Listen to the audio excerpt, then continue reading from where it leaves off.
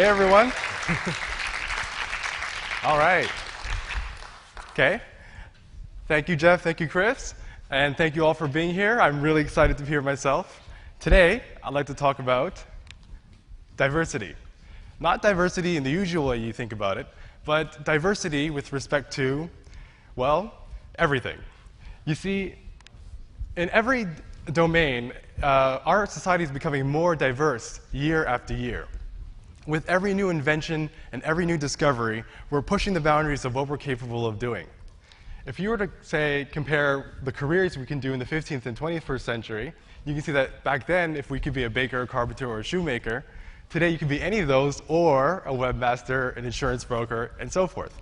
And you can do the same thing with the sports we play, the musical instruments we play, and so forth, and so forth. We as individuals are also becoming more diverse. If each of these green dots represents a person, you can see that as society expands, we are becoming more different from one another. And we now have more room to realize our full, unique potential, or as Maslow and the humanist psychologists call it, self-actualize. We are living in the most exciting, diverse time in history, and the question I'd like to ask is, why aren't we seeing this diversity being reflected and celebrated in our school's curriculum? Okay, to be fair, there's this sociological theory known as cultural lag, which says that there's always going to be a gap between the time an innovation comes out and the time it takes culture to adapt to it. But the whole point of knowing this theory is so that we can prevent it from happening as much as possible, especially in a domain such as education, where we're supposed to be preparing our students for the future. And one way we can help close this gap is by creating a new class called The Future in order to accompany our class called History. Or at least spend the last few weeks of history class where we discuss theories about the future or have students envision what their role in the future society will be like.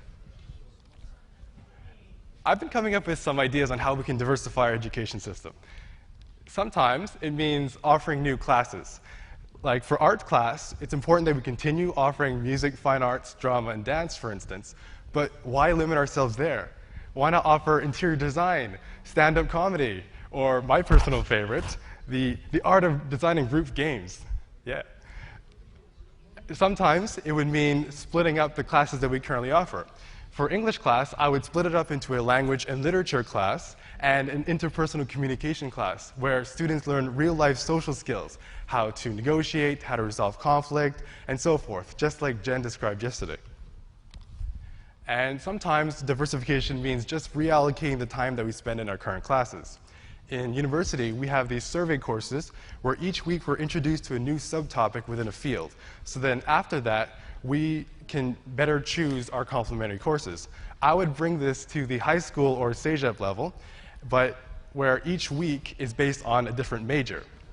For instance, I would offer a course called The Scientific Professions, which introduces students to dentistry, architecture, and so forth.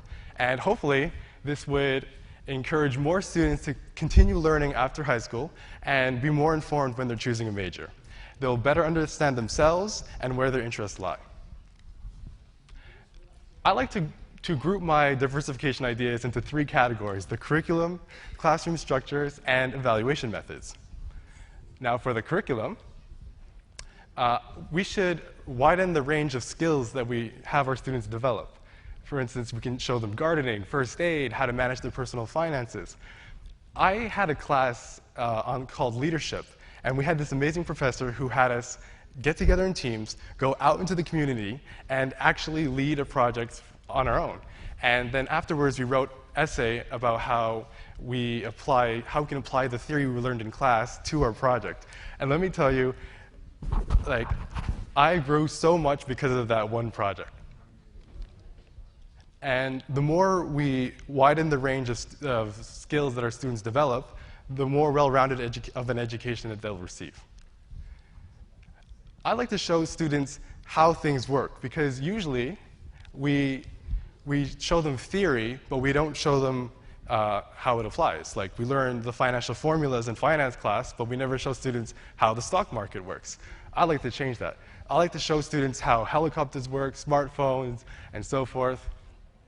And I'd like to break this assumption that we have that we need to go from theory, only from theory to application, which is the assumption we currently hold. Like, first we start off with the basics, like electrons are made up of protons, neutrons, and electrons. Wait, did I say that right? Anyways. Okay, and then we build on top of that, like they combine to form molecules, and then eventually, years down the road, students may get a chance to apply it. Unfortunately, from a psychological perspective, this is highly demotivating for students because it decontextualizes their learning. I like to take a page from the constructionist view, which says that we need to take learning from the student's perspective and use their prior knowledge as a starting point for their learning.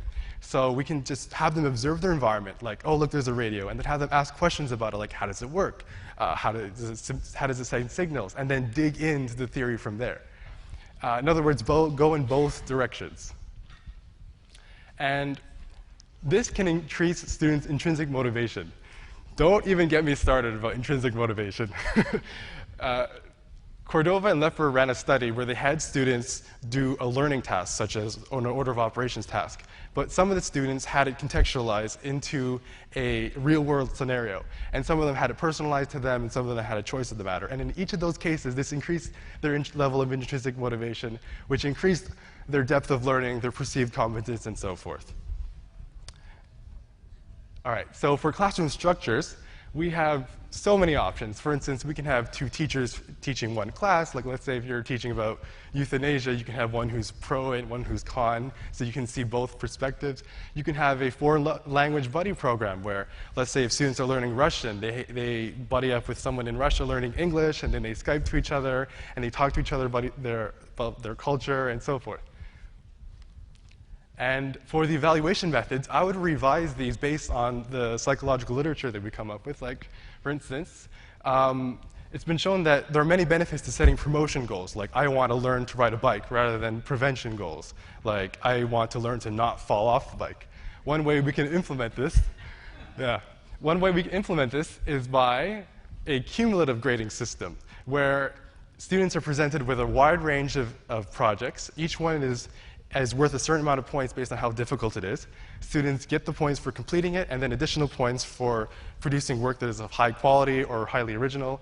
And hopefully, this will fix the problem which we have normally, where let's say if you have two essay topics, students feel pressured to pick the easier topic, regardless of whether they're interested in it or not. And hopefully, this would encourage them to take greater challenges. The more we diversify, the more students will feel included in the system, as if their interests are being represented at school. And there are many benefits to that. All right, so if any of you like my ideas or any of the future ideas I might have, I am more than willing to work out the logistics of them. I just don't have the time to talk about them right now. Usually we have these two forces, principles and practicality, and usually there's a lot of tension between them.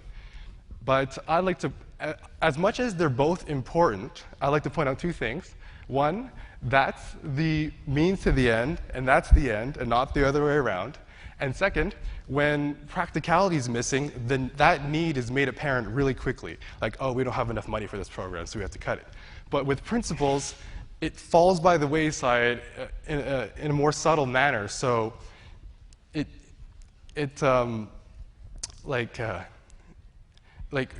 often just let it fall by the wayside. We've gotten to this sort of cult of practicality, and we've forgotten why we're doing this in the first place. So we should reconnect with the principles. All right. So what is it going to take to diversify? Well, it's going to take creativity, or as psychologist James Kaufman calls it, big C creativity. The kind of domain-altering creativity where we create new classes for new styles of learning in new domains.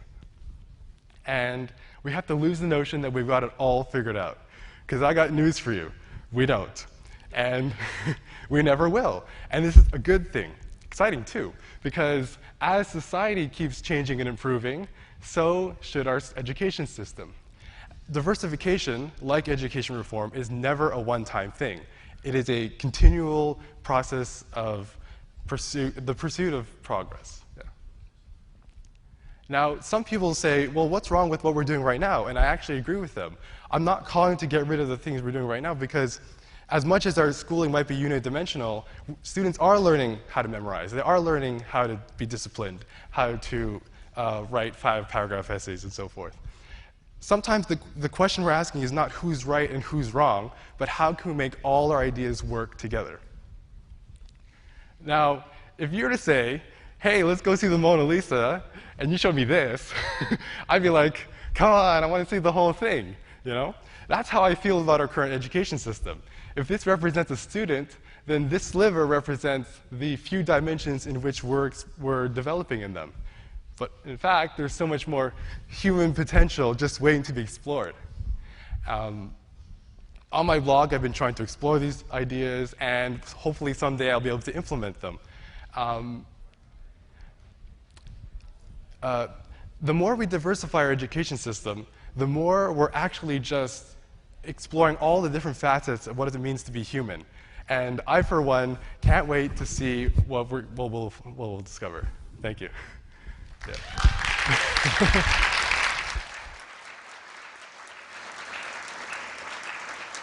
Yeah. And I still have a little bit of time left, so could you go back to my slides, please?